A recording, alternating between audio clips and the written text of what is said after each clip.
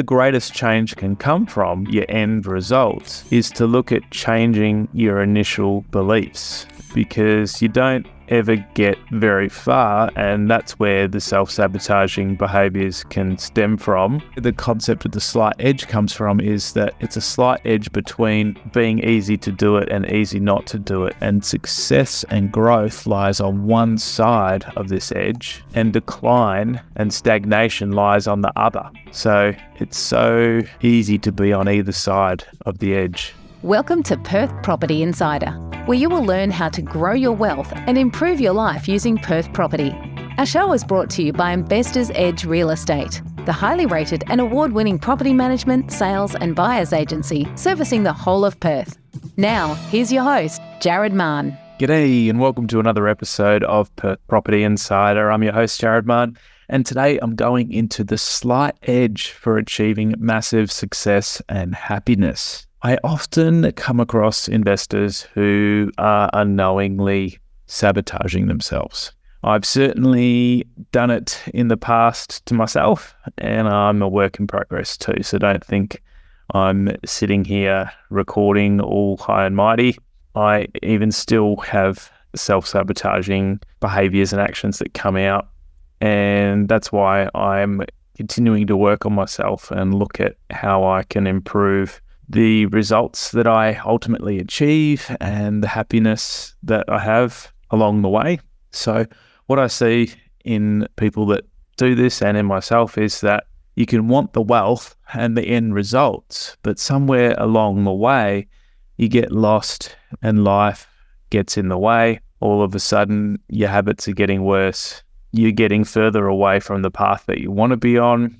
And when I often see these people again, they say to me things like, I really should have bought a property when I saw you X years ago, or I wish I'd done a lot more back then. So there's that regret that time has passed them by and they've seen what other people have achieved that have taken the actions that they didn't.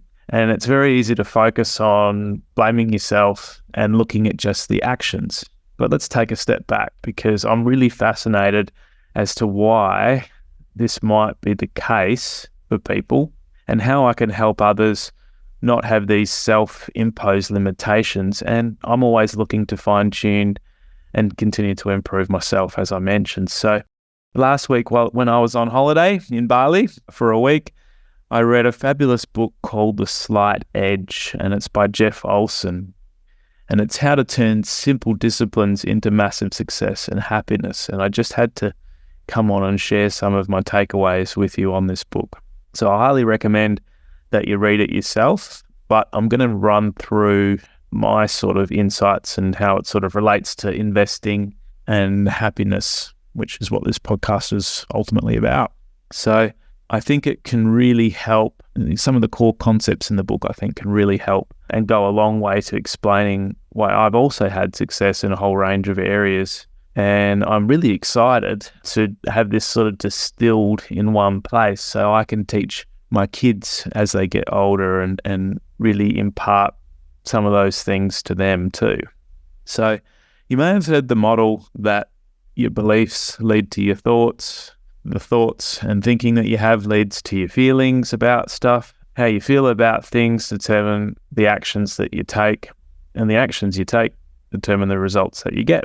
I think Michael Yardney's covered it off in one of his books as well. So where the greatest change can come from to your end results is to look at changing your initial beliefs, because you don't ever get very far, and that's where the self-sabotaging behaviors can stem from.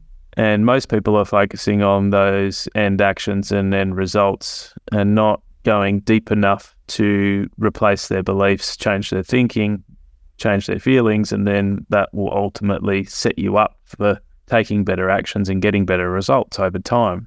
So the greatest change, I think, can come from changing your beliefs. And this book, The Slight Edge, I think can help people change some of those beliefs, because it gives you an overall philosophy for success.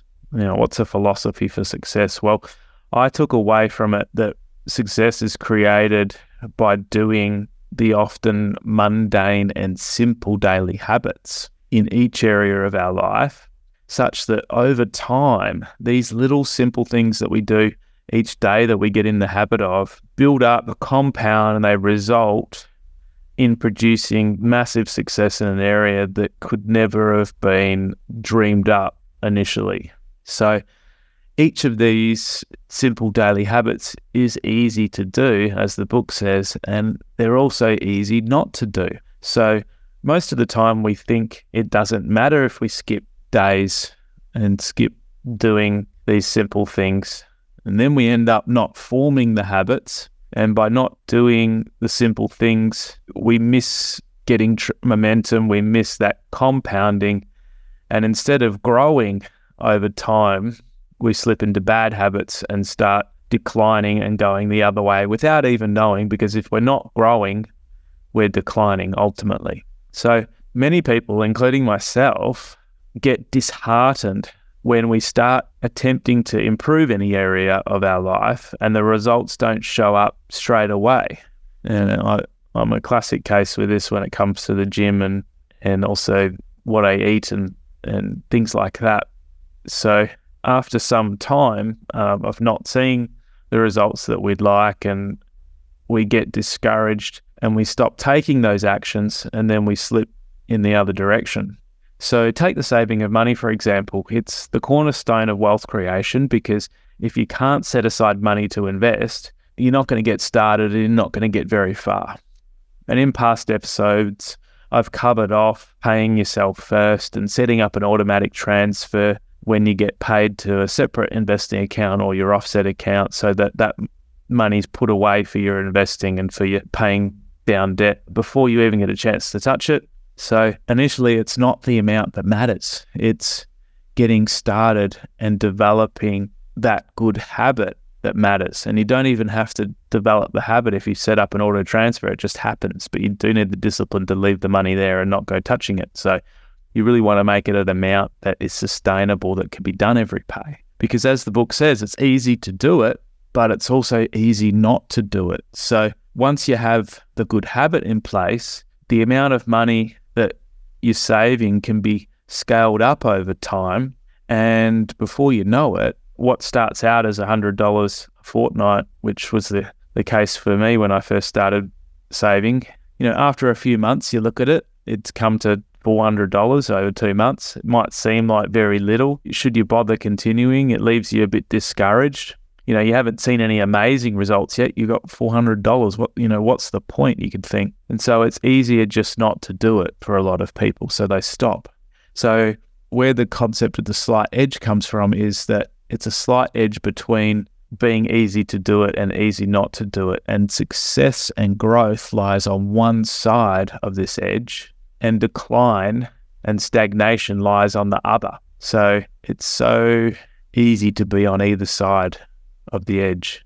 If I hadn't started with saving these small amounts, when I think back, saving them every fortnight from my pays and getting in that habit, I'd never have ended up now saving over 80% of my income and profits.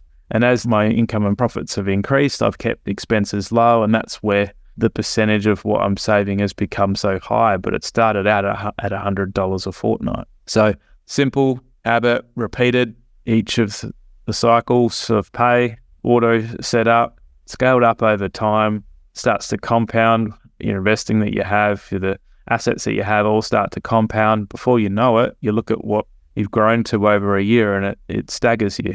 So imagine that extrapolated forward over the next 10 years, 20 years, 30 years. Hopefully I'll live that long, but it can really surprise us what's possible. So I probably would have done what most people do, because I did have some really bad habits when I first started doing this. I spent, first, I sometimes saved what was left over, thinking, it's not important to have the regular savings, or this is more important over here to buy this or do that. What probably would have happened is my expenses would have increased over time and taken up all, if not more than my income. And bad habits tend to compound too. So before you know it, I could have spending more than I earn. You end up with credit cards and other bad debt. And you're using loans to buy cars and other doodads, as Rich Dad Poor Dad calls them. Before you know it, it's very hard to dig out of those holes. So at one stage I did have one of those Go MasterCards for buying my furniture, and I bought my car on a personal loan, and that's how I started out. And I did have to do a fair bit of digging out now that I think back. So now let's think about another area. So we've spoken about savings, how it's easy to do, easy not to do, how forming the positive habit can compound over time. Now let's take the area of self-improvement. It's another cornerstone of success in building wealth, but also progressing in your career, earning more money because of that progress, giving you more money to invest, to save, to compound, gaining the knowledge, I guess, to improve just about anything in any area of your life. It all comes back to self-improvement and how do you do that. One of the daily habits the book mentions, which I am certainly doing each day, is reading of 10 pages of a book or listening to 30 minutes of an audio book or podcast. This is really easy to do each day, as the book says, and it's easy not to do.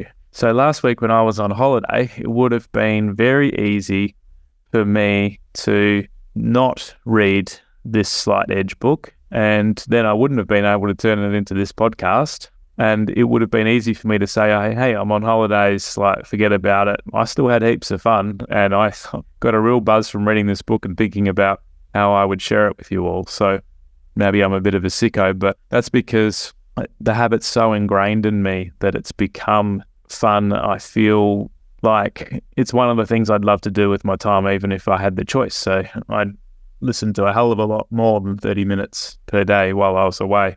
That's how I got through a whole book in a week. So many people start out doing these kind of things with good intentions. They end up missing a few days of listening or reading. It turns into a week of missing it. You break and not form that daily habit. And before you know it, it's easier not to do it than it is to do it.